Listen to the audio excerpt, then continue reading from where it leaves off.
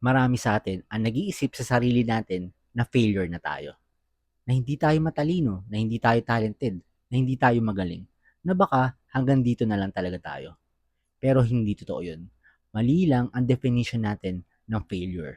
Sabihin natin gusto mong pumayat. So nag-gym ka. After a few months, huminto ka. Pagkatapos nun, tinawag mo na agad yung sarili mong failure. Pero failure ba talaga yun? Di ba ganun din sa business, sa pag-aaral, sa paggawa ng content, sa kahit anong goals mo sa buhay? Hindi ka naman nag-fail eh. You just stop showing up. Observe mo yung mga successful na tao. Basahin mo yung mga stories nila. Panoorin mo yung mga biography nila. May isang bagay ka na mapapansin na halos pare-pareho. Lahat sila maraming beses nag-fail. Maraming beses na-reject. In fact, they failed more than the average person. Ang pinagkaiba lang, hindi sila tumigil, hindi sila sumuko at natuto sila sa mga bawat pagkakamali nila. Walt Disney, before siya nag-succeed, maraming beses siya na-reject.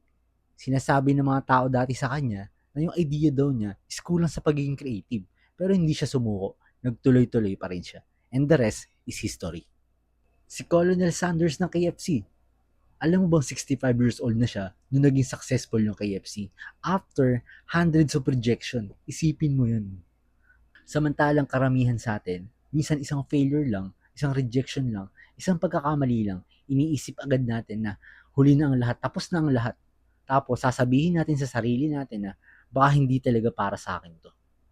Pero isipin mo paano kung hindi ka talaga failure? Paano kung sumuko ka lang agad? Huwag kang matakot mag-fail. Huwag kang matakot sumubok ulit. Kasi every failure is one step closer to success.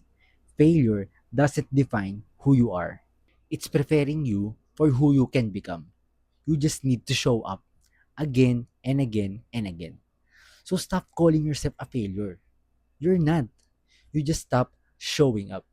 So guys, kung may natutunan ka sa video na to o kaya may nakita kang value, palike naman ako and pa-share. So thank you and see you next time.